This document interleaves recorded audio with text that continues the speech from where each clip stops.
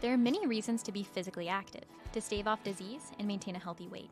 But did you know that physical activity is also beneficial for your mental and social well-being?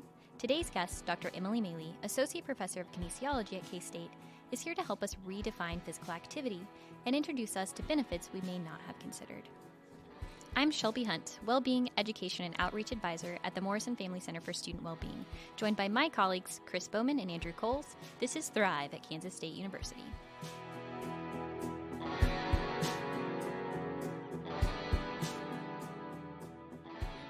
Here's something I think we do need to do.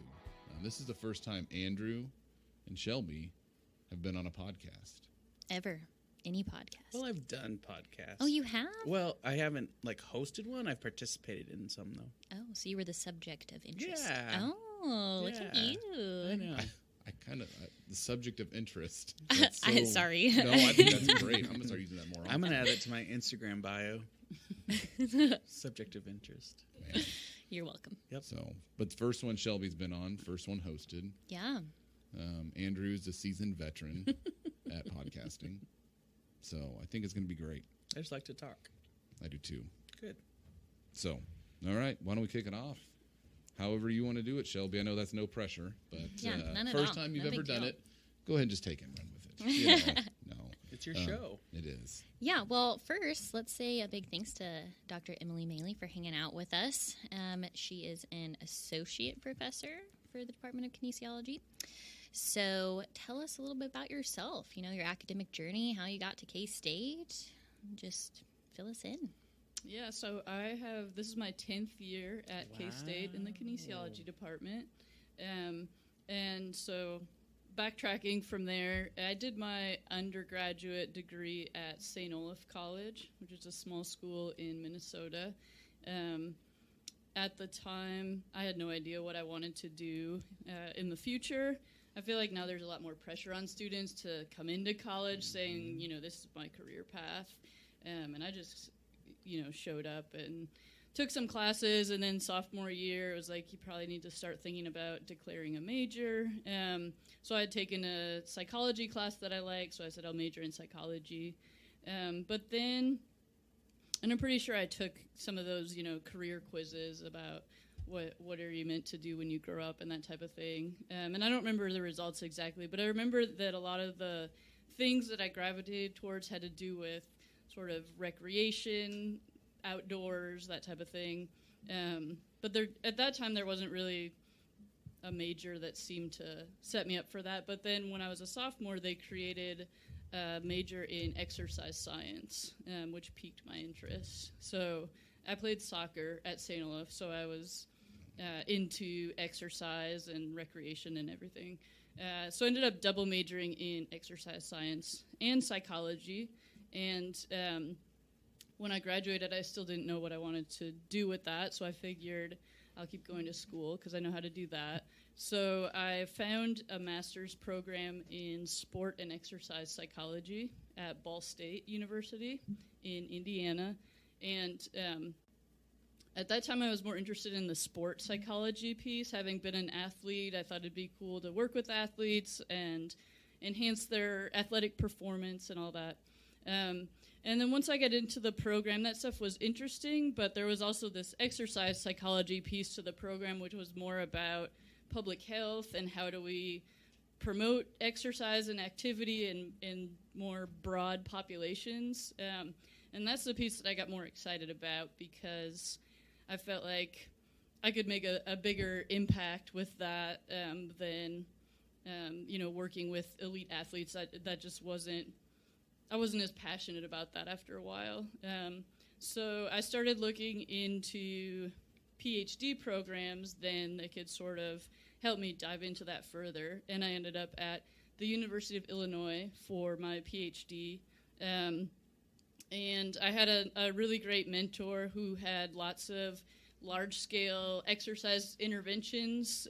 So I had the opportunity to be involved in lots of different research projects, and I realized I like this. This is what I want to do. So I came to K-State straight out of my PhD program at Illinois, and that's mostly what I've been doing since I got here is trying to develop programs to promote physical activity or reduce sedentary behavior in different populations.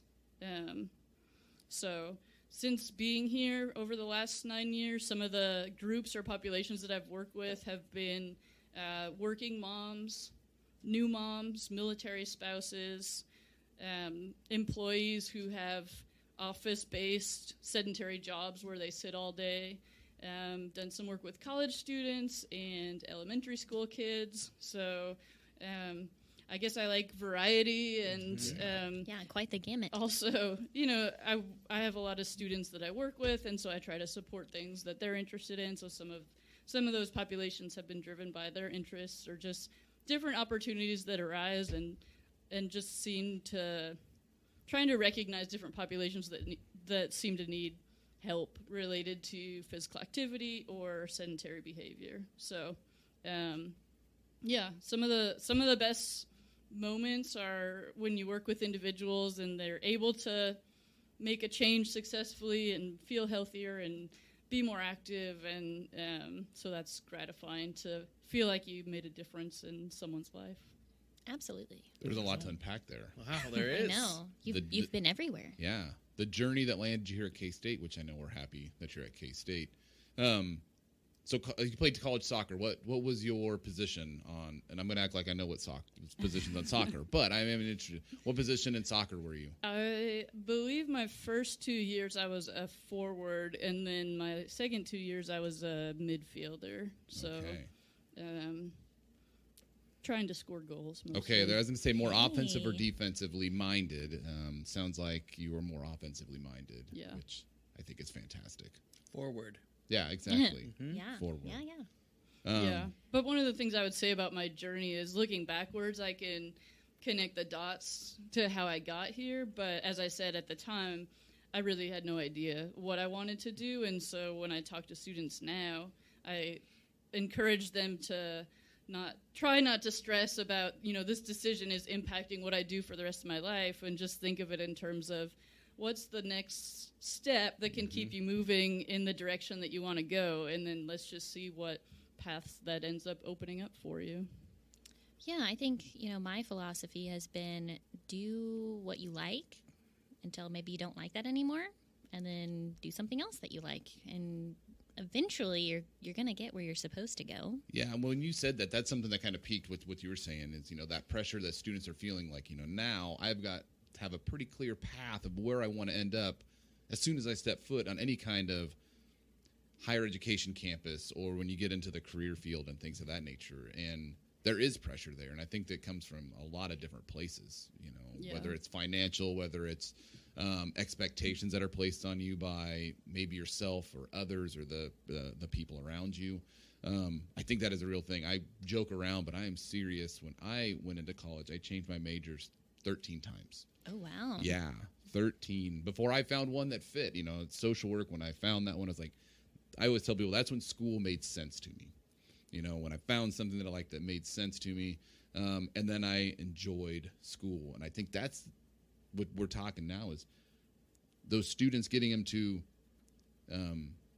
find that it's, when they get to the point, it's not work, I guess. Does that make sense? Am I saying that in the right way? That in school makes sense. But anyway, that's when you find the path that fits you, you're more interested in learning the material. It's enjoyable. It's exciting. You're engaged. Exactly. Yeah. We got to figure out a way to keep those students engaged while they're finding that kind of that journey and that path. And I think recognizing that it's okay to change paths, and I know students do that, but I sit in on visits with juniors and seniors in high school who are exploring colleges, and it feels like they have to come in saying, okay, you want to major in kinesiology? All right, then within kinesiology, here's these different career paths. Which of those are you going to do? And they can say something, but the reality is there's a good chance that might change once they actually get here and take classes and figure out what they like and what sort of lights that fire that we're talking about. Well, depending on where they grew up, too, right? Because, I'm from a rural Kansas community where, you had the standard jobs like the doctor, the firefighter, the nurse, the, what have you. But it seems like also, like, if I was interested in exercise, health, well-being types of things, like, what type of exposure may I have had so far growing up? It might be my gym teacher, and maybe the person at the health clinic that I see once a year to get my shot or something. But so you also have to realize they're coming into school and into the universities thinking, well, I'm interested in this, but I think there's only 2 careers that I could do with that. And so then, like you said, opening them up to all these possibilities and hoping they don't get overwhelmed in the throes of all of it too. Mm-hmm. Crazy. Yeah, and I think options are good, right? So I have an undergraduate degree in athletic training, and there are lots of things that athletic trainers can do. But I was really excited to get my Master of Public Health because that opened up even so many more options about what I could do. Mm-hmm. So I think having too many options is scary, but it's better good. than the alternative. Yeah, it's really good. And that's what I tell students who visit about kinesiology. This is a discipline that you can take lots of different paths. It's not like I'm majoring in this, so I have to go into this job in the future. Most of our students are interested in something to do with health, something to do with working with people, and there's enough breadth in the degree that they get that experience, but they can sort of tailor it to what they eventually want to do. Absolutely. And think about, do you really want to do the exact same thing for 20, 30, 40 years?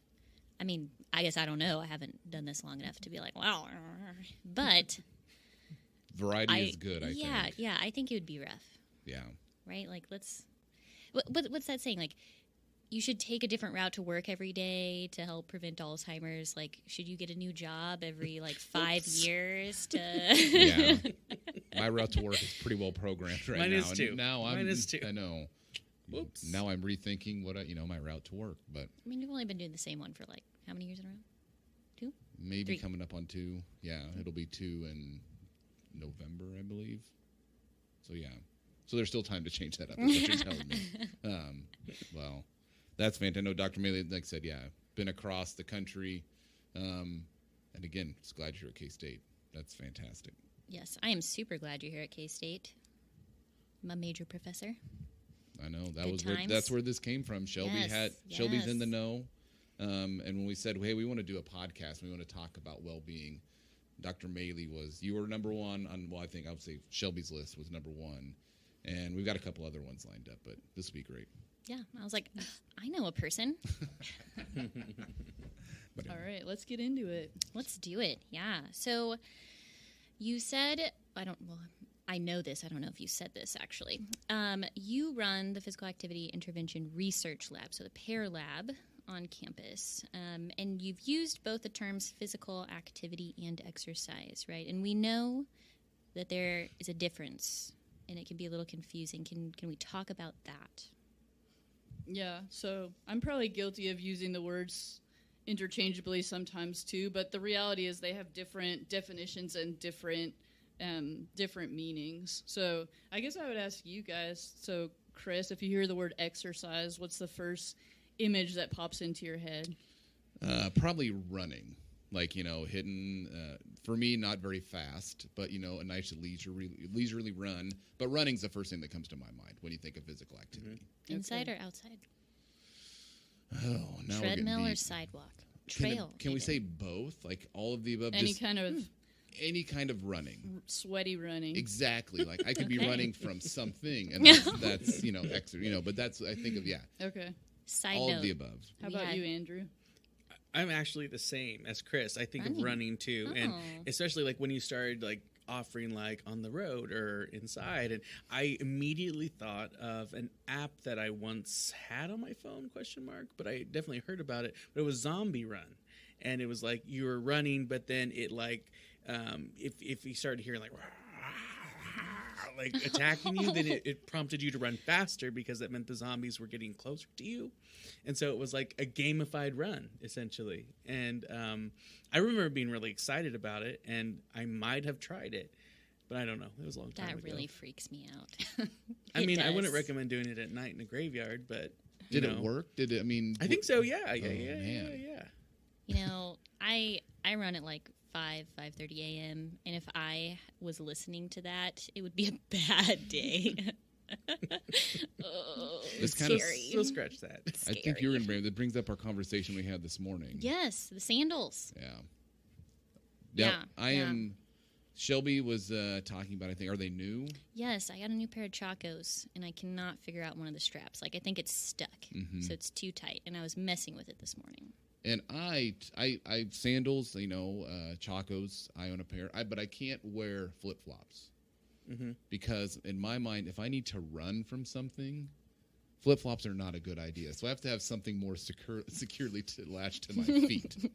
Shelby thought that was it. Are there a lot of situations where you find yourself having to run from something? And in my mind, I have children, so you never know you have to run to grab one of them, or that's about the only thing I can think of. Chris has a very disaster possible mindset that I've learned of. Yes. Learned of recently. I'm trying to think of the other thing that he was talking tsunamis, about. boats, islands. I don't think I'll ever go to an island. You can't do that. No, or on a boat. Anyway, physical activity, exercise. Right, so that was exercise. Is physical activity? Is that do you think of the same thing, or does that word have a different connotation to you? For me, physical activity is more like programmed or planned. Like, I guess I don't think, like, you do plan a run, but it's just like, oh, I'm just going to go out for a run. But I feel like physical activity, to call it almost like gives it more of a proper thing. Like, okay, you should go do this and do this, like a multi-step, or you're going in it with more intentionality than just jumping out on the road and running. Okay. That's what I think. How about you, Chris? Same bucket. Physical activity, exercise are all the same thing. Like all sweaty running. All sweaty running. Yep, okay. Exactly. So, Andrew, I would say that your definition of physical activity is probably a better match for how we define exercise. Oh, yes. wow. Yeah. Because I was about to cue Chris up to like hit the applause button, I know. but I didn't. never mind. He's went, meh, meh. Exercise is more of your planned, structured activity that's you do intentionally to enhance your fitness or as a leisure activity. And physical activity is more all-encompassing of anything that you do that gets you moving.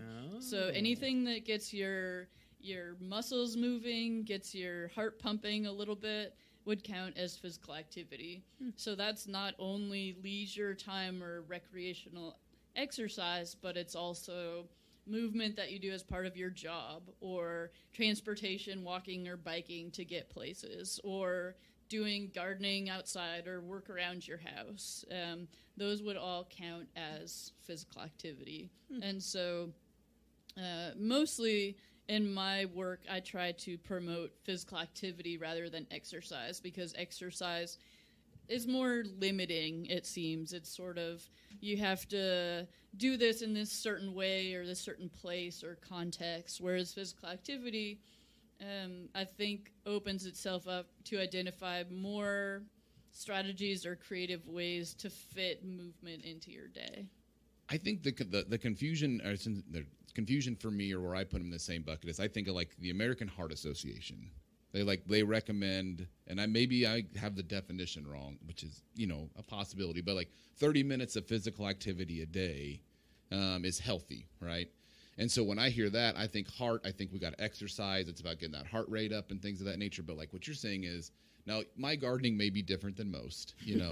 I'll think of it, but gardening, things like that, like I don't put that in the same category. Like when I think of like what's healthy, I think maybe I'm thinking more along lines of when they say physical activity, that's exercise to get the heart rate sweat up. Yeah. Yeah, and so it is the 30 minutes recommendation is for moderate intensity activity. So it does have to do with, I guess you have to be working hard enough that you're getting your heart rate up a little bit. Okay. But realistically, you can do that by walking around your neighborhood. We're not necessarily talking about, so there's moderate and then there's vigorous activity, and that's where your heart is really pounding and you're really sweating, and you maybe can't carry on a conversation because you're breathing hard. Yeah. Whereas moderate, you could walk and talk to someone at the same time.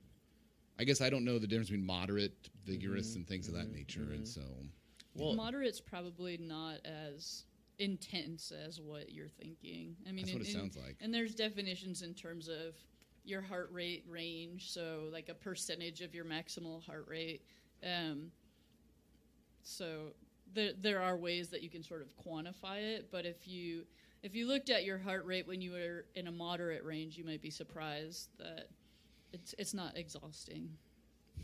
I'm just like a physically active person on the weekends and hardcore, because that's when I like run all my errands all around town and walk everywhere mow my lawn and do laundry, which is like I have multiple levels in my house. So like get the clothes from the top floor, come down, go to the basement, do laundry, come back up, go back. Yes, Wow. that is physical activity. I need a trophy. Weekend trophy. That is, yeah, we can come up with that. Okay, thanks.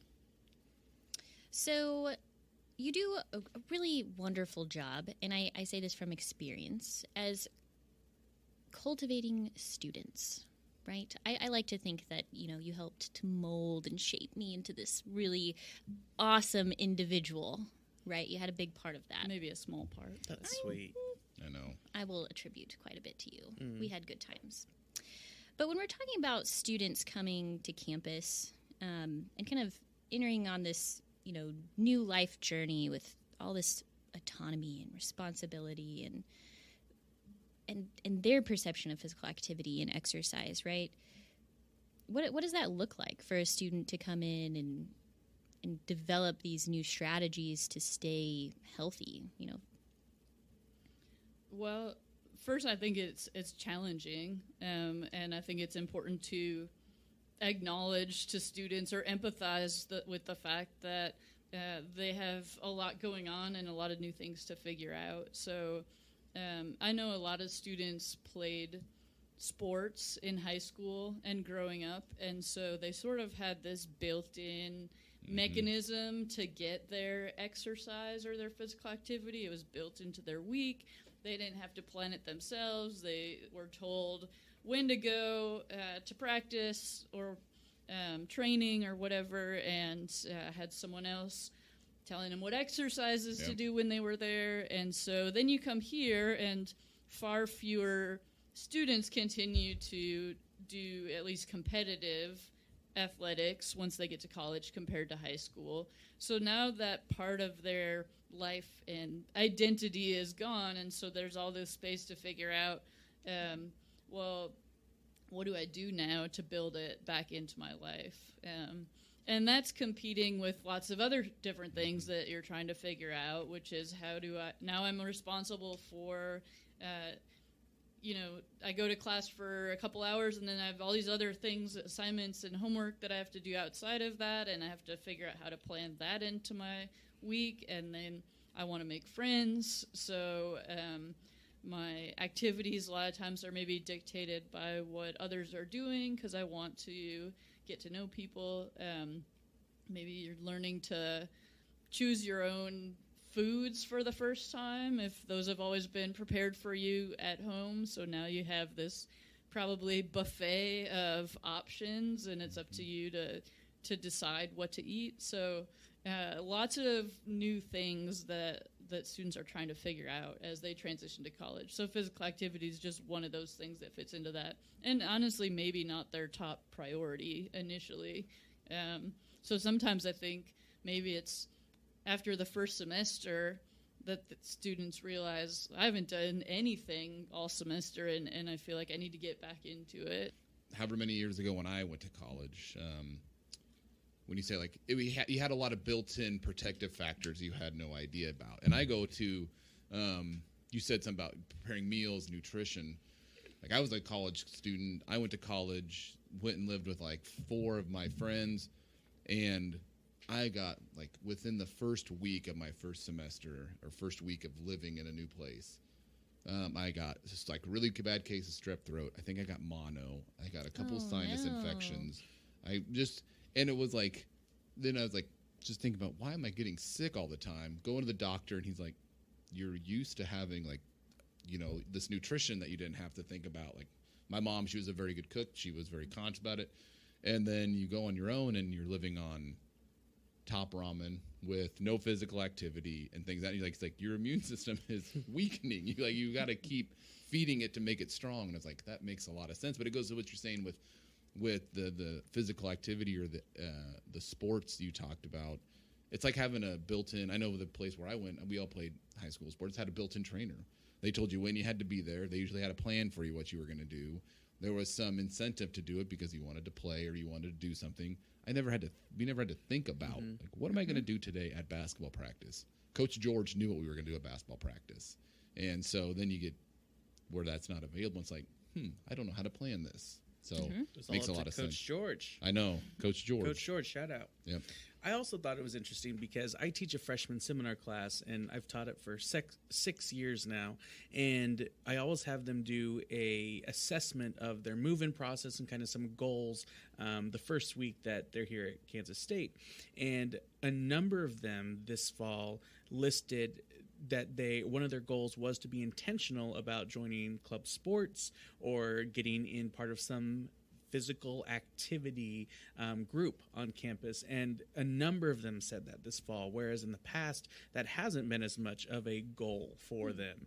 And so I thought that was really interesting, and I don't know if you have any thoughts about that, but I think just in this new cohort in total for this coming fall, it's like a year removed from the outbreak of COVID and, being stuck at home, forced at home, all that amazing things that we all experience. But I think now even more so, students are jumping at opportunities by being in a new space at a new time when they can be out. And so, I mean, do you have any thoughts about that, or have you seen that trend with your own students?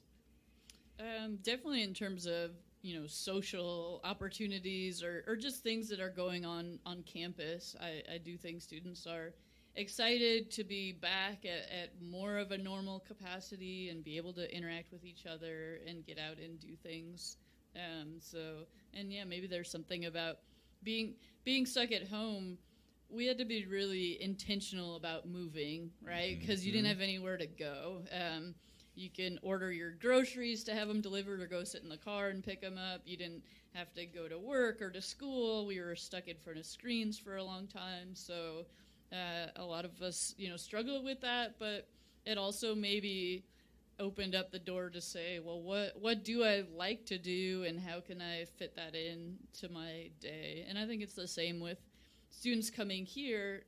We kind of talked about the negative side of having all that structure removed, but it also provides an opportunity for some autonomy to say, all right, now I don't have anybody telling me I have to go run sprints at soccer practice. Now I can figure out what I like to do and focus my time on that. And maybe they got a year kind of warning, at least for those athletes. Like, for a year they weren't able to do any of that. They weren't able to be in the gym. So maybe they already had to do some start motivation while they're at home. Yeah, eager to get back to it. Yeah, and I also look at it as when, we had that stay-at-home order, or when we were just stuck at home, we couldn't quite come back to campus, you had that freedom to say, well, I can take a break from homework or, this recorded lecture and go on a walk outside and just kind of enjoy it, relax, take a break. And you could do that multiple times throughout the day because you weren't supposed to be anywhere. And then we come back and, like, here at the office, I can't just say, well, I'm going to go on a 30-minute walk now. Bye, guys. I'll be back. So if we had a better boss that would let us do that. I know. Wow. It's just the worst. But, I think a lot of students, or at least as a student during that, I learned to really appreciate just being outside doing something throughout the day, just to take a break from that screen and homework. And like when COVID, when the policies came in place, the social distancing and things were closing down, we live on a nature trail, and it was a super busy trail. I mean, people were just getting out looking for things to do. And I wish I would have paid more attention to see, like, the progression of that. I don't think it happened overnight. Like, I wonder where people hit their limit, where they were like, I cannot sit here and do nothing any longer. And so there could have been a study on the trail. But anyway, again, too, I'm amazed, though, not amazed, that's the wrong word to use, but it dropped off really quickly. All of a sudden, you don't see as many people out there on the nature trail or doing things. This is just one small example. But you don't see people out there on the trail, walking and things of that nature. And I think some of it is too, is now, even though we do move, like we worked from home for a little bit, we came back. Now it's like, I can't do that anymore. I have to be in the office. I have to be here, sitting here, and things of that nature. And so I guess the hope is that people are still incorporating that physical activity in somewhere else. But me being the skeptic that I am, I have my doubts that for me personally, that did not happen. Now I'm pretty much in one spot a lot of the day. So yeah, I think that was the optimistic side of me too, because I noticed that anecdotally seeing more people out walking, and then some of us in our department actually did some research surveying people about how their physical activity had changed. And so most people did, not most, but on average, there were increases in physical activity in parks and in neighborhoods and at home, of course. So people were getting outside more, exploring maybe parks or trails that they hadn't used much or at all before, and also maybe exploring different online workouts or resources, because if they had been going to a gym, that was no longer an option. So the optimistic side of me said, this is great, because those types of physical activity may be a lot more feasible for people to fit into their lives. If now I've figured out a way to do it from home or just be active in my neighborhood, that's something that's sustainable. And I'm not sure how well it's been sustained, but at least it gave some people an opportunity to maybe try new things that they wouldn't have otherwise tried. Well, the great Manhattan bike shortage that we went through for so many months. Well, they might I think still it's be still ongoing. Yeah, I was looking for a new set of pedals just in April, and I finally got the call that the pedals were in like 3 weeks ago. Man. Yeah. We got the toilet paper back, but not bikes. Yeah, exactly. Exactly. But no, yeah, I mean, we were like, and it was that way. You would go into, if you did venture into like a sporting goods store, you notice that there was like the at-home equipment was depleted. There weren't as many because people were buying it up, and so couldn't hardly buy dumbbells, kettlebells, anything like that. I'll take your word for that. I was more in the bike section, but no. So there was that provided motivation for people, like something motivated people. Like, hey, we should maybe get some more physically active. What they did with them when they bought them, I don't know, but at least there was some motivation there. Yeah, for sure.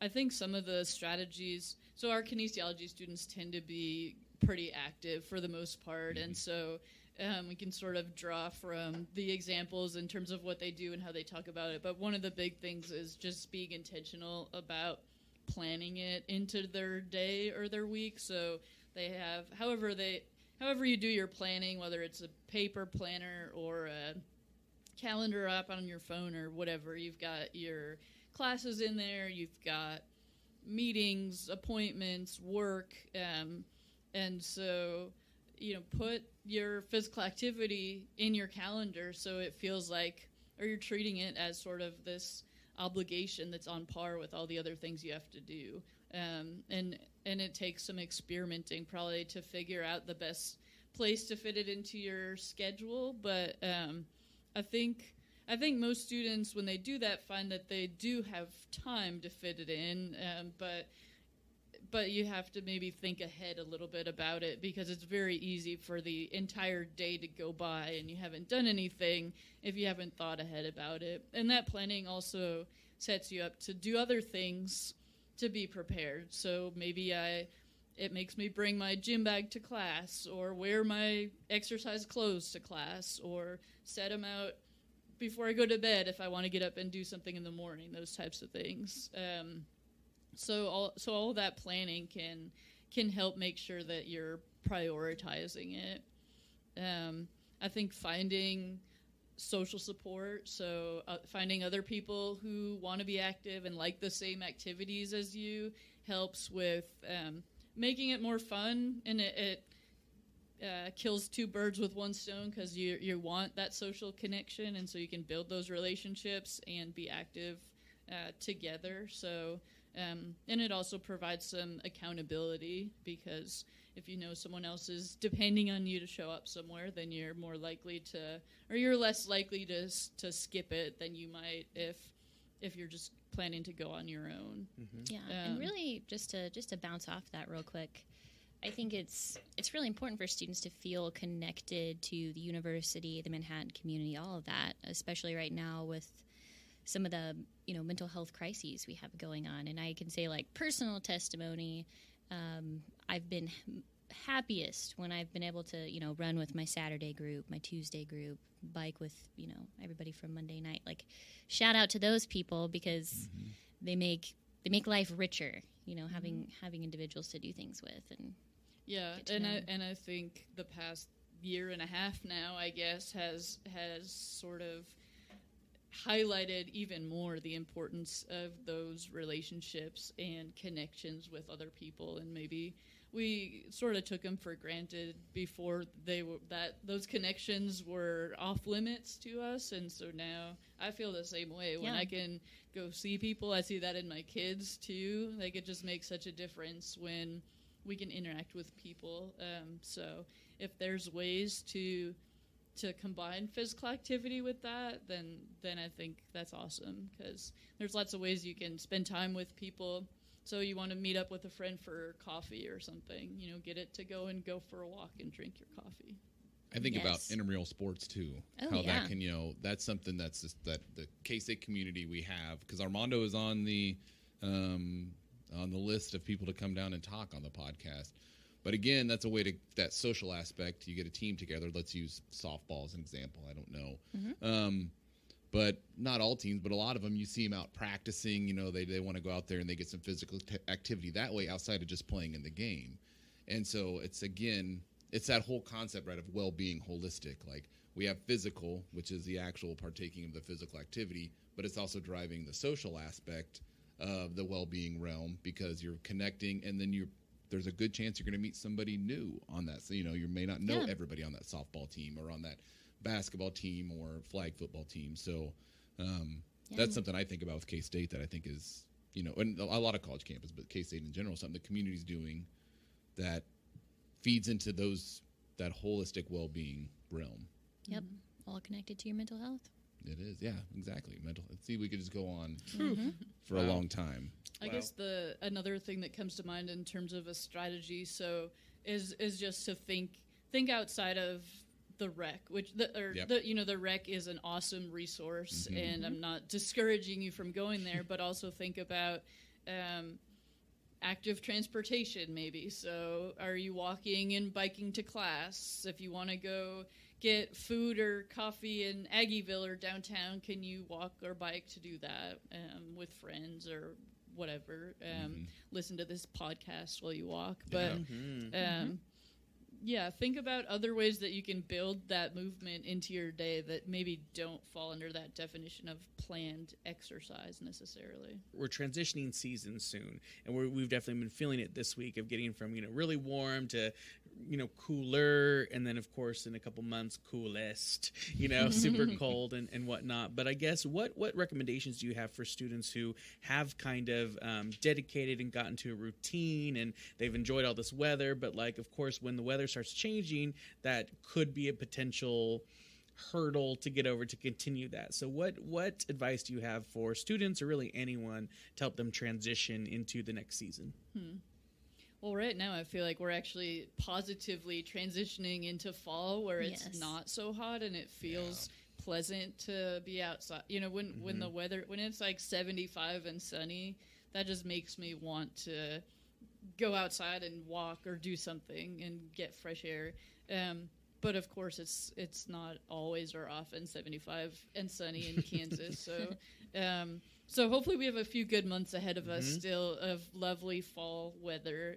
But the winter is always a challenge. Some people like or tolerate the cold better than others. But I think I remember I'm not big on New Year's resolutions, but last January I remember thinking something that I really like to do in January, at least, is to be intentional about going outside for a walk every day.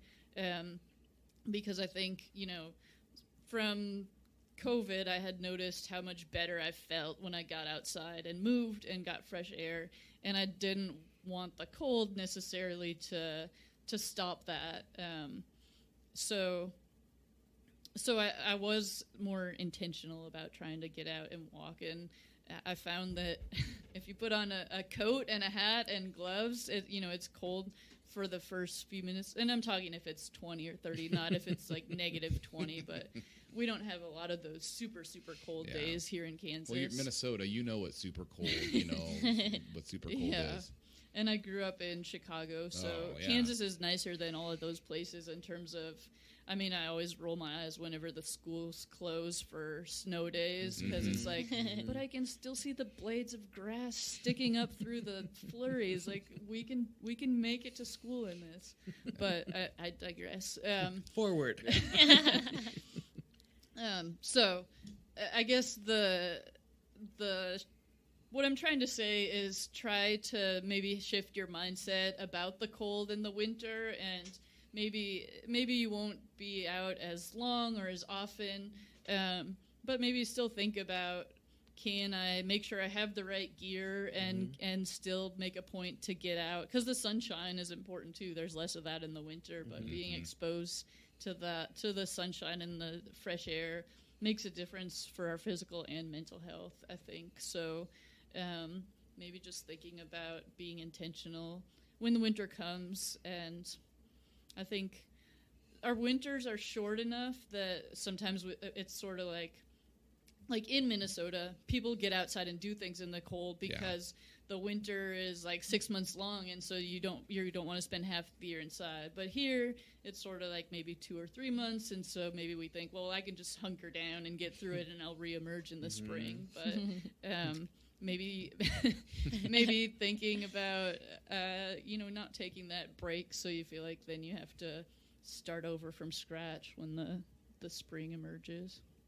That's got my mind running or thinking right now about like how can within our office be more intentional about that physical activity. And that's why Shelby is a great asset. Not that you are not, Andrew, but in that aspect, we just need to get the being more intentional and things we can normalize a little bit within our office. Because what I think when you go into an office setting, and let's say we somehow incorporate physical activity, or we do something, I don't know what it would be, it may seem a little bit odd to some that are within your office, but once you start doing it, you normalize it, then people become curious. They might come around and say, hey, what are you doing? What is this about? And it normalizes a little bit, and then it kind of can spread within that small subsection of a community, like, say, the office that you work in and things of that nature. Kind of trend setting is kind of the goal, is what you want to be. So my mind's kind of thinking now is like, how are we going to incorporate this into our office so that we can be a quote-unquote trend setter within all of our office. Or I our love whole this. Let's center. do like walking Wednesdays or something. Yeah, we could do that. I've noticed that, we have the standing desks, which are really awesome. And I think I peer pressure Andrew into standing. In a good way. Yeah. I just stand, And then he's like, oh, well, I think I should stand. I sat at that desk for 2 years. I don't think I ever stood. Oh. There was no peer pressure being applied for Chris while didn't I was know here. how to do it. How to open it up. I can't even use that excuse. I knew exactly. I got a tutorial I was on going it. to say he showed You me got a how. tutorial. Yeah, on how to do it and all that kind of good stuff. But again, like with the standing desk, so you get like, I'll give the plug for Lafine Health Center. I mean, there's an investment, there's a cost associated with that. Yes. And they invested, and they said, hey, you know what? We're going to invest into this. And then thinking back now, being the person that never used it, I wasn't like showing them like, hey, this was a great investment, and so. But walking Wednesdays, I don't know what else. Like I said, there's going to be.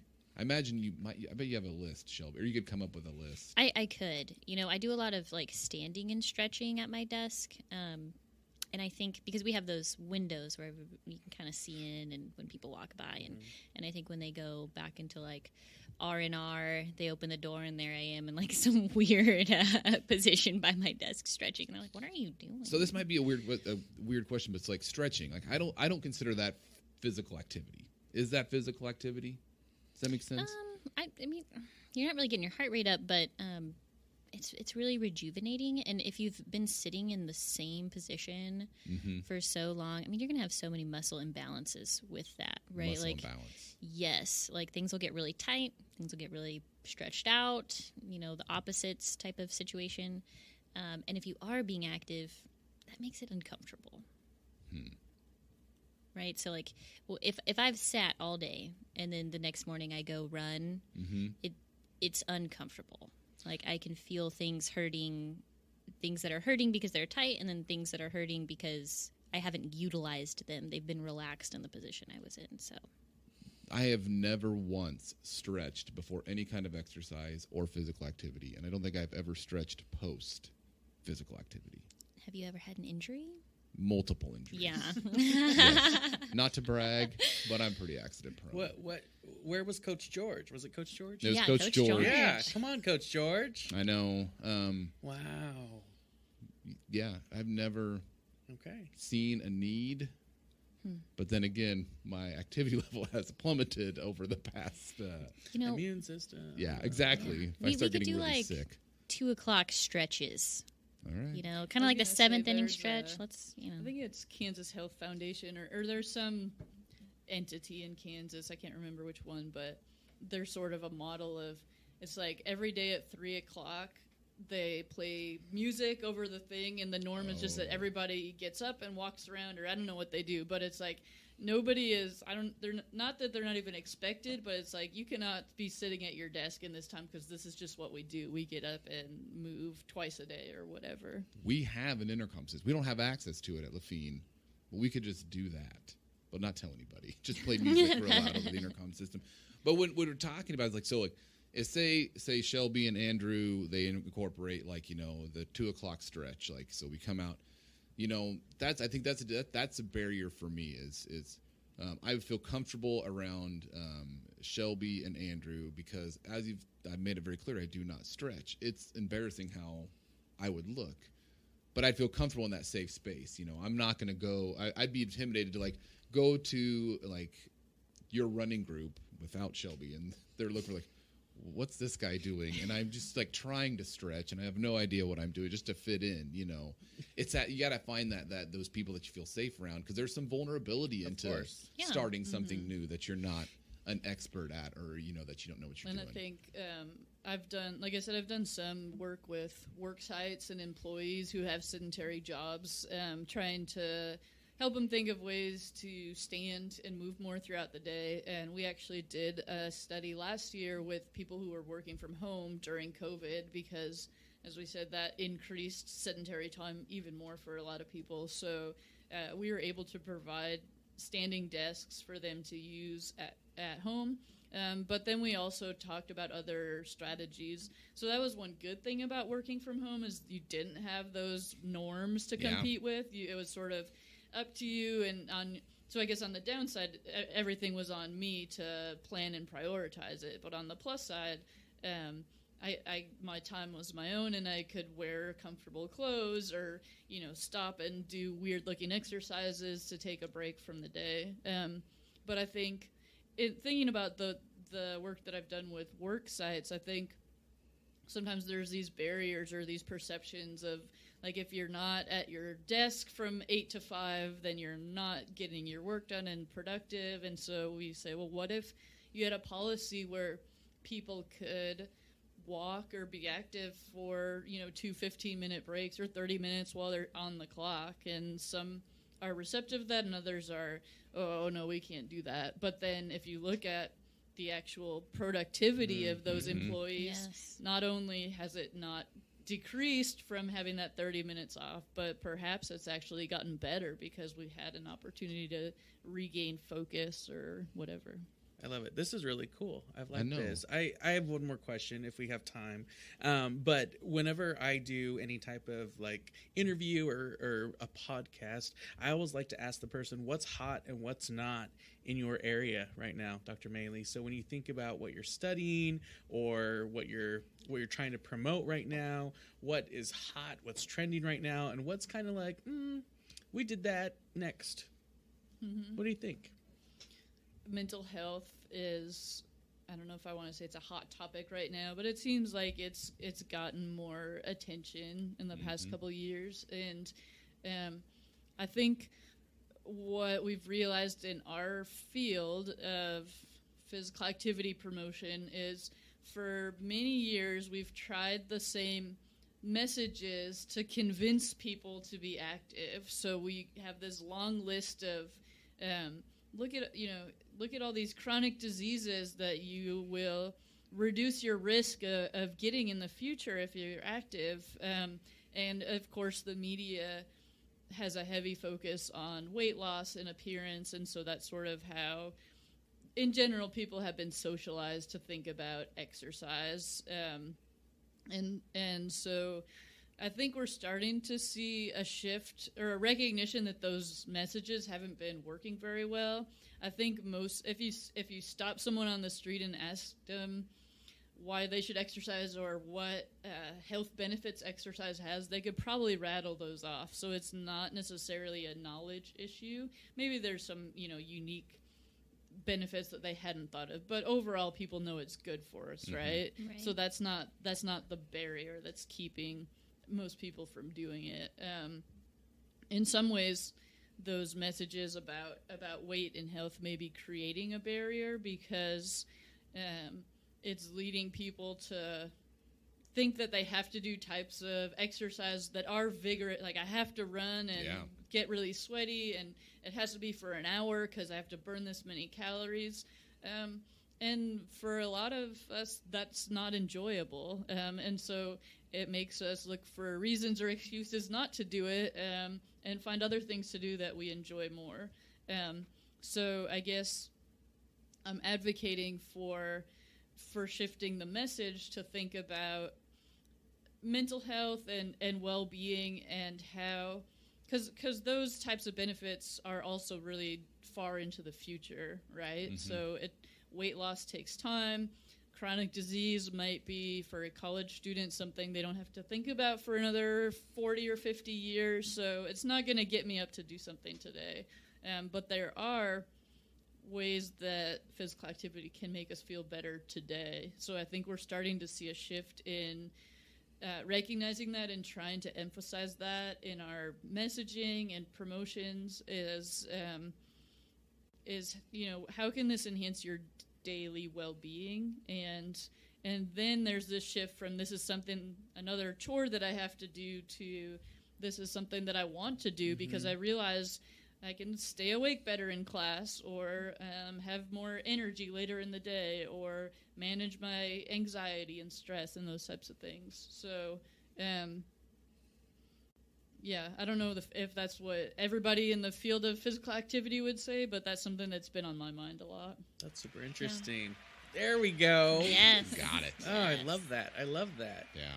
Wow. I that was so inspiring. I don't know if I even want to go to the what's not part, but if you did have to classify a what's not, what would that be? What are we moving away from? Well, I mean, I guess, like I said, I think or hope that we're moving away from some of those messages that we've been trying for so long that haven't been working, and trying to figure out how we can talk about it differently, but also maybe moving away from kind of formal gym environments a little bit. Like I said, I think COVID has sort of prompted people to, I mean, there have been online workout options for a while, but I think those are, people are even more aware of those now and are thinking more in terms of what can I do at home, and that reduces some of the barriers that might otherwise keep people from being active if they don't have the time or money to go to the gym. When you said when we're talking about, like, in my mind went to the what's not, and so I think you mentioned it, the convenience can take away from physical activity, like click list. You don't have to go into the grocery store and walk around for 45 minutes to get your groceries, or if you bring my kids, 2 hours and 45 minutes to walk around because then it becomes just kind of a whole thing of where did they go, like hide and seek in the grocery store. But it seems like that's where, like, this convenience, like, I can justify not going and doing something that maybe would involve me being physical by saying, well, it's convenience. Like, it's just convenient. I don't have time. And so when you were talking about that, that's where I was like, is that something that is becoming more easily for people to be like, it's convenient, so I don't have to do it. Like I said, getting stuff delivered, like, Uber Eats, which we did last night. We're not going to walk to Chipotle, but we probably should have. So, but to me, like I said, those chances to get I want to say incidental activity. I'd say passive physical activity, are becoming more acceptable not to do that. Yeah, we talk about that a lot in our kinesiology classes with our students, because I think sometimes when we think about the inactivity epidemic and the obesity epidemic, the first thought is to sort of blame individuals, like how have people gotten so lazy? But the reality is that our environments and our world are constructed. We have essentially engineered every reason or need to be physically active out of our day, and so. It's convenient to not have to walk through the grocery store, especially with kids who are going to beg for stuff in every aisle. So we'll just sit in the car and have them deliver it instead. So this doesn't necessarily mean that we're being lazy, but in reality, I think, it's been exacerbated in the last couple of years, but really it's been for the past 40 or 50 years that there have been these technology changes and improvements that have been gradually engineering that activity out of our lives. And when we think about the obesity epidemic and we look at leisure time, exercise has not actually changed that much in the past 50 years. That's stayed relatively stable. But what has changed is all of the other activity that people used to get in their jobs, doing more housework, maybe more active transportation. And so we've seen a steady decline in all those other areas where people just aren't moving as much as they used to throughout the day. And those small, I guess, calorie deficits add up, or less expenditure adds up over time. And kind of, they talk about creeping obesity. So it's just like, in the population as a whole, there's this gradual increase that a lot of it can potentially be explained. Of course, there's dietary factors as well, with portion sizes and everything. But in terms of activity, it's mostly about just less need for daily movement. Well, I think about what is those, and there could be, maybe I'm assuming these were ineffective. Maybe I could be educated, but the 50s, those belts that you'd put around that would shake, and that was supposed to be like weight loss, like. Was that the start of this? No, just kidding. But, trying to find more effective ways or easier ways to become physically active or to burn those calories. And now we're to the point. And two, I think it's hard to swim upstream. Like I said, Manhattan, there's a lot of groups that are working really hard to make it a more bike-friendly community. And I know some people I've talked to, some friends that are kind of involved in how difficult that can be, just to go against change, not so much against the people in Manhattan, but society and where the society's moving in general. Like we talked about, it's like, why bike there? Like we talked about, I play music and our band studio is 200 yards away from me, and I drove there yesterday instead of walking or riding my bike there, But again, my mind comes to, it was quicker. Time is valuable. Yeah, and I think that 3 minutes extra was valuable, which it wasn't. But I think that's the key, and that's what's been drilled into our minds. I don't think we're engineering activity out of the day because we don't necessarily want to be active. It's because we think we could be more productive. We think we can get more done. We're living lives that tend to be a little marginless in a sense. We don't think we have that spare time. We don't realize really how much time we do have. If we were to look at our schedule, we might be able to find more time than we think we have. But I think we've also learned that that's not really the case. Cutting out that activity is not necessarily making us more productive. It's making us tired and dreary and cranky. Yes, cranky. Yeah. There you go. Finally figured it out. I would like to promise it's the last time I'm going to use the sound pad, but I can't. I can't make that promise. We're playing now. Good. No. So we have help Andrew develop a plan to be more physically active on our outline for the podcast. It So says number and, 5. and it says next week. So I mean, there is. Yeah, there is I a was trying to- timeline on yes. this I know. thing. I'm ready to go. We're not talking about life change right now. We're just thinking about for the next week. The forecast. We've got the perfect weather for Yes. this opportunity. Okay, So, love it. So, well, first, tell us about what you do now for physical activity in a typical week. In a typical week. So, and I'm more excited about this now too because we've expanded my definition of physical Yes. activity now. So Your I feel posture's like- changed too. I Like know. you're like a, So confident. Yeah, you are know. engaged. I'm ready to go. More engaged. Not that you were before. but Vigor. now- Oh, Woo. We may have found the title of this podcast. Vigor. Just vigor. I don't I know. like That it. almost makes me feel uncomfortable. All right, all right, so that was a That swing was and a miss. amazing. That was amazing. That makes me feel uncomfortable. Okay, so if I think about physical activity in my week, well, so I like being outside at my house a lot. I've tried to make my backyard my little oasis, so I like to actively do things out there, mow, trim up some things, and just be outside a little bit more. I also have become a plant dad. Ooh. And so I take a lot of time to have to water everything now too. So I go back and forth to fill up the water can and do that. So everyone's listening like this is like, oh my gosh, he doesn't. No. Oh my gosh. So, but then inside, of course, like I talked about laundry, especially like I have 3 floors in my house. So top floor is where all the clothes are, taking them down to the basement where the laundry room is, and back and forth a couple times doing that. Aside from that, I do like to be social. And so we live really close to downtown on Points, probably about 3 blocks away from downtown. So at least once a week, we go downtown for dinner, just for drinks, and we'll just walk down there just because it's just such a nice little walk, and it's really easy, and don't have to worry about parking or anything like that. So yeah. You also walk a little ways from your car. It's true. park a So ways? I like to save money. And so because of that, for the past 5 years, I have not had a K-State parking pass.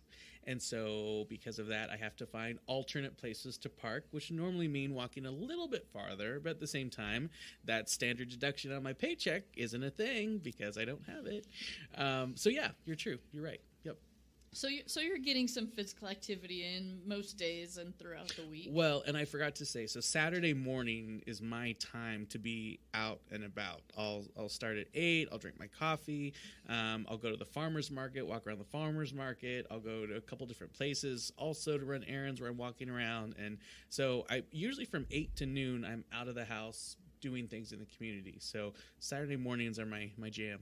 Okay. Yeah. All right. So, but if you were thinking in terms of your previous definition of physical activity, in terms of like the vigorous running and stuff, Shh, we can't say that word.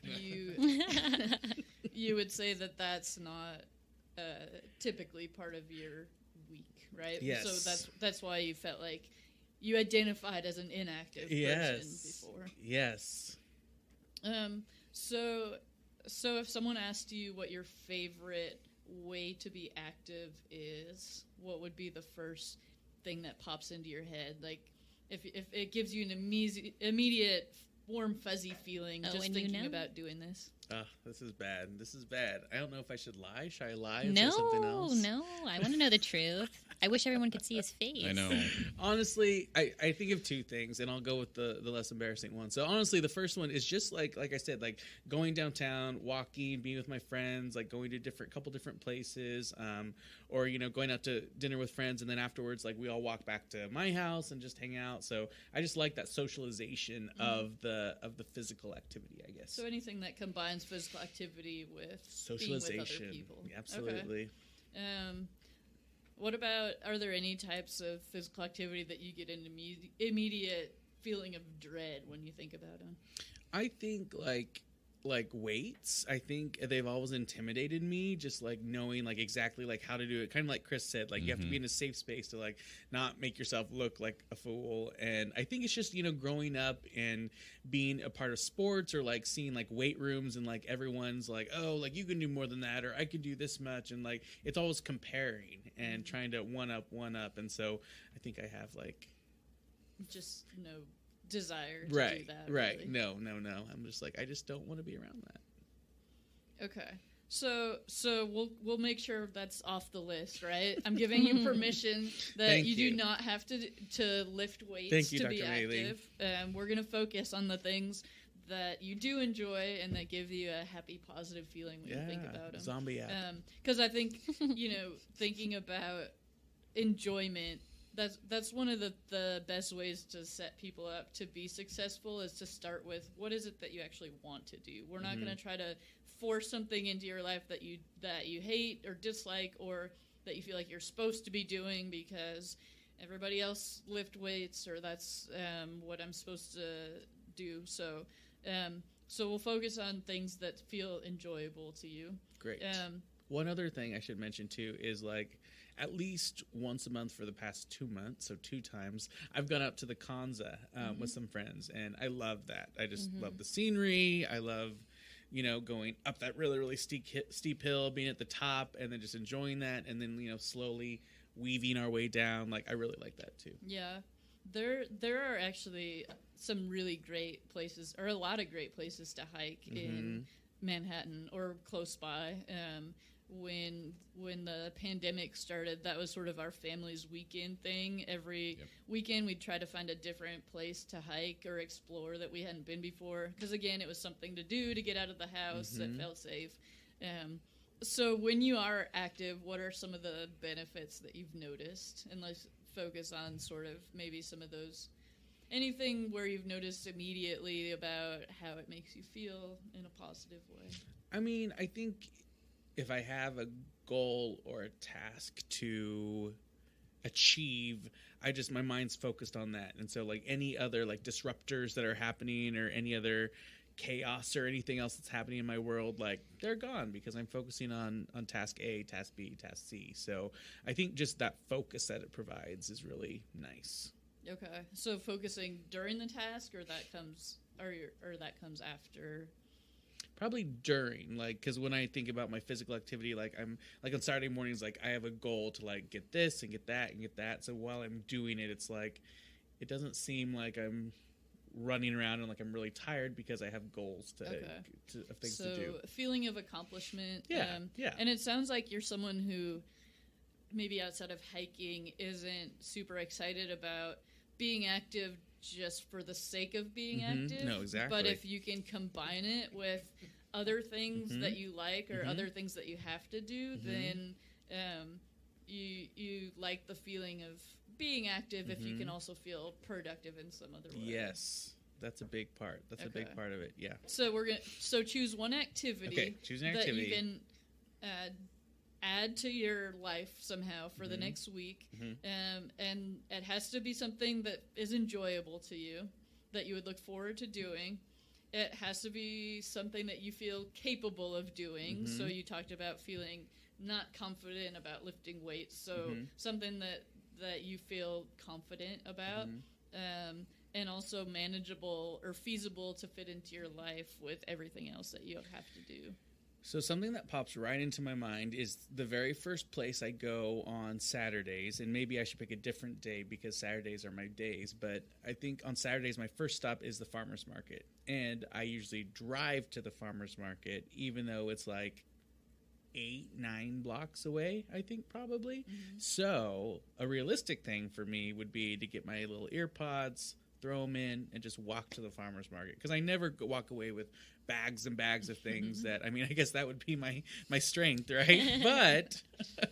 But yeah, I think that would be reasonable. And I would enjoy that time because I'd get to listen to music or re-listen to this and remind myself, oh, this is why you're doing this. But I think that'd be realistic. The other thing I think of is just, and I think I'm very much walk focused, is because my neighborhood is so easy to walk and go see people, and there's like landmarks, like there's a school here, the mall's on the other side of things, so I think that's more attainable, realistic. Okay.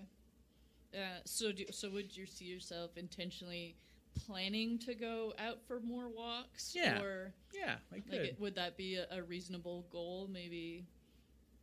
once or twice in the next week that you would go out for a walk on a nice day after work or something like that? Yes, I should do that. Or you could peer Yes. pressure Shelby into getting Walking Wednesdays up and running. I know. Yes. during work, I know. And then that makes it, you incorporate one more. I would love that. Yeah. I would love that. You If I could get one done at work and one done after work, that'd be amazing. Boom. Yeah. All right. You can walk to get coffee or... Well, and let me. Yep. Yep.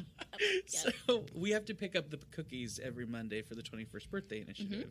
And so Shelby and I have already decided that on Mondays we're going to go together to walk, pick up the cookies, and come back. That's a small step. That's a small Yes. step. But for instance, yesterday I wanted lunch. And so I'm like, I don't want to drive anywhere, though. So I went to Kramer, to Quick Cats. They weren't open. So I'm like, okay, guess I won't do that. Then I went upstairs to the Cornerstone Coffee because they had some sandwiches.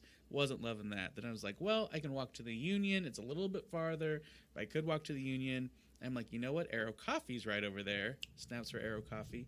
And so I went over there, Turkey Club, ate outside. It was wonderful. Walked back. So I did a little Bermuda Triangle for my lunch yesterday. But, I mean, it's great working on a college campus because Yes. everything's right here. It's our community within a community. So that in itself is really nice. Yeah.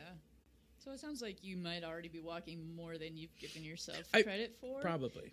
But maybe for the next week, the goal could be just to be a little bit more intentional about that, or maybe identify some specific times where you could add a walk where you're not doing that already now. And I think the big thing will be, especially in the spring, because I teach Tuesdays and Thursdays. So I walk from here to Willard and Willard back. So I'm intentionally doing that every Tuesday and Thursday. But I don't teach in the spring. So that would be something I could continue to do.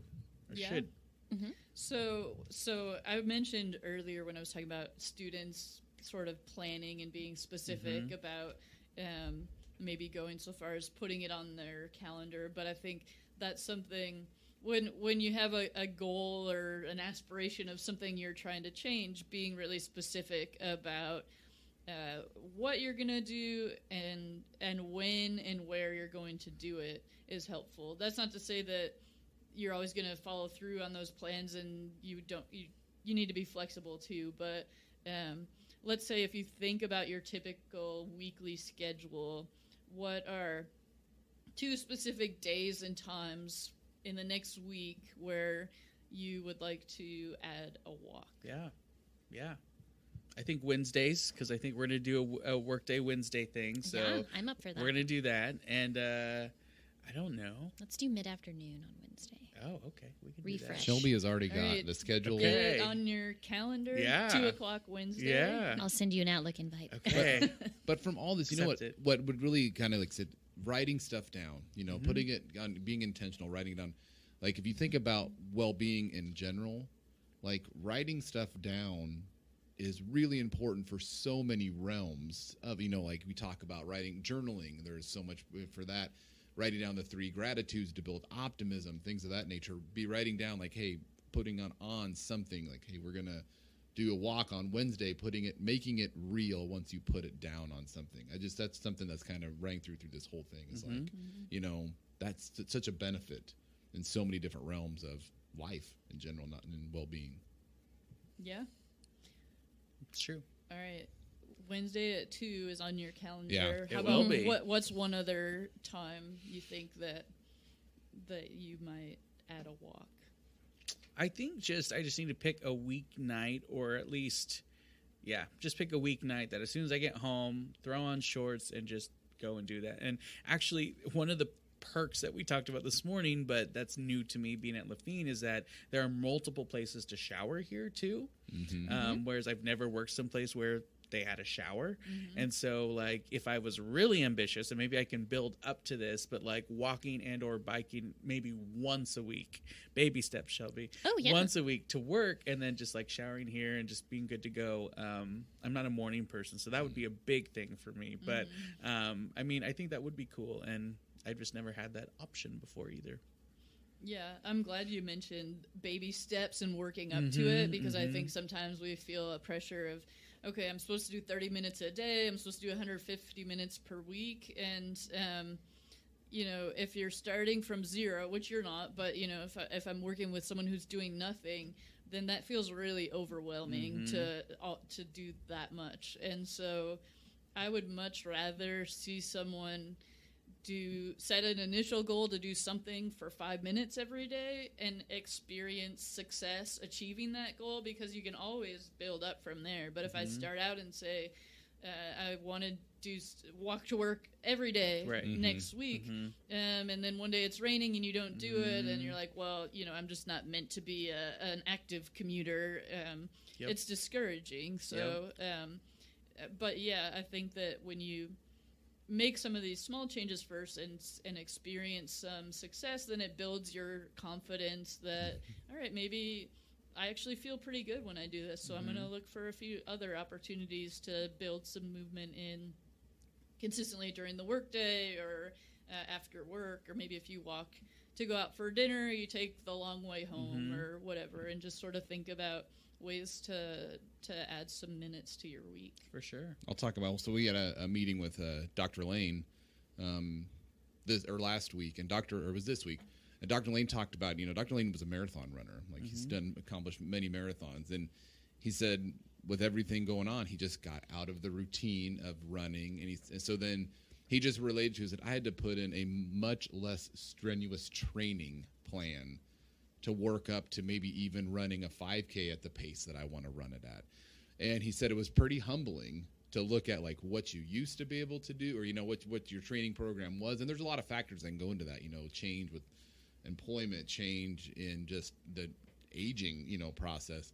But he said that that was a factor when he's like, I need to get back into running. And Dr. Lane's like, I used to be here where I was running marathons, and now I'm starting way down here. And he's like, it was kind of like, he said he had that thought, like, is this even worth it? He's doing it, and he said he's progressing quicker than what he thought, because he has had that. But he said that was a barrier for him, just thinking about what he used to be able to do, and then having to start over to get the motivation to see why you need to do it, the benefits. But of course, he said in the long run, he's happy that he did. Yeah. But he said, there's a lot of people. I'm in that squarely in that boat. My activity level is probably next to, I wouldn't say 0, but maybe like a 1, a 2 on some days. And so it is intimidating to get back into what worked before. I mentioned I did a study with new moms who had a baby within the past year, so they're in that boat as well, regardless of how active they were before having kids, pregnancy, and then recovering from childbirth. Your activity and your fitness decline, and it feels really overwhelming to take that first step to get back into it, and discouraging when you're like, I've fallen so far from where I was before. So I think there's a lot of people who can relate to that, and the best advice I can probably give is just to start really small, and there's always room to build up from there, but you don't want to set yourself up to be disappointed and discouraged, because that's what leads people to just giving up completely. All right, so I just have a few more things that we're going to talk about to set you up for success with your plan. So one thing that caught my attention when you mentioned it already was changing into your shorts when you get home or something like that, which seems like a small thing, but that can really, your clothes can really shift your mindset about physical activity. So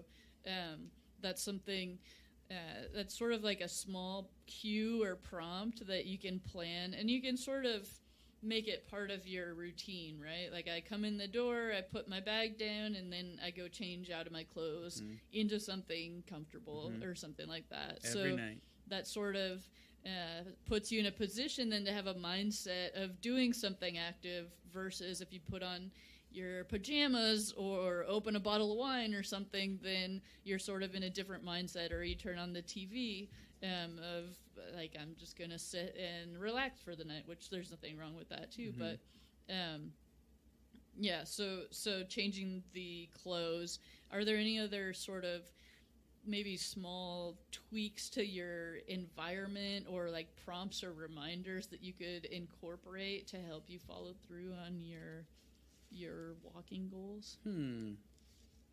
Well, as soon as I get home every night, I always change. So, I mean, that's going to be easy. And I live in shorts. Like, I would wear shorts all year round if I could. I love wearing shorts. What else is something that I could do? Well, I'm very much goal oriented and focused and being productive as I do other things too. So, I have a hybrid car. And so just like 4 blocks away from me is a free charging station. And like, I need to start getting better about plugging in my car down there because I don't have a at-home charger. So I go down there, plug it in. So like that could be, again, like I'm totally off of what you asked me. But like if I just set that like every Monday to start the week off well, I can drive my car down there, plug it in, and then intentionally walk while it's charging. And so I'm getting something done. It's productive. So I'm juicing up my car for the whole week for my weekly round. And so I'm saving money that way. Yeah. But then I'm still being active and walking too. Like so Yeah. Man. How long does it take to go to charge, a typical charge? usually if I park it there, like right after work, like before around 5:30, I guess, probably about 9:30 or 10, it's fully charged. Okay. Yep. Oh. So quite a while. So, last question. What are some of the potential barriers that you see getting in your way of accomplishing these goals? Stress at work because of Chris. No, I'm just kidding. I should have hit the It was a applause button. It Yeah, was a and- button and- opportunity. No, I I'm know. just kidding. Probably just like alternate plans that I make because, like I said, I'm a very social person, so I tend to fill up my calendar in the evenings with friend things, and so overscheduling maybe just because I scheduled it at like 5:30 or 6, so I'm just like run home, change clothes, then get to that activity, whatever I have planned. So I think just my own planning is going to be a problem with me. I know just within my little circle of influence too, like if I see other people like just relaxing or hanging out or like you said, having a bottle of wine or something, glass of wine. Sharing a bottle. Right, sharing a bottle with the group, exactly. I just think that will be appealing, you know? It's like when you walk by a window front and you see something that looks cool, like, oh, I want that too. So what is the norm when you hang out with friends? Is it mostly, sitting around and talking, or are there times that you do active things together? Probably just sitting around and talking during the week, but on the weekends, like I said, going out to the Kanza maybe and just going on a more active walk with them too. So yeah, so maybe that could be something since those social ties are so important to you.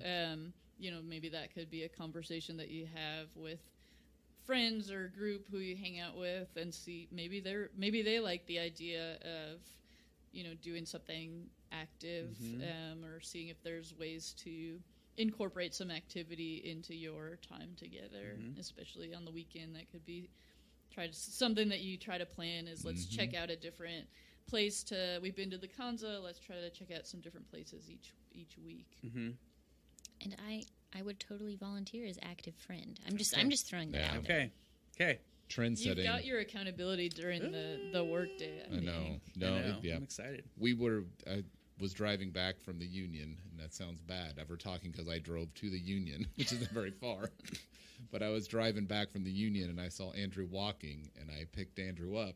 And I think the first thing I said to Andrew is, I bet Shelby wouldn't approve of this. Oh, no. It was. No, it really was. I was like, he's not teasing. I was like, that I am, not only that I drove to the Union, I'm thinking, but then I was like, hey, Andrew, get in. I don't want to, if I'm going to be lazy, I think we should you're have gonna done be this lazy too. intervention with you, it sounds like, because That can be part 2. Part 2. Another hour and a half another day. of just Chris's intervention. Let's just start with Physical activity. walking the 200 yards to your studio as Yeah. a Step starting point. Step 1. And it's even on a nature trail. It's so easy, but you know what?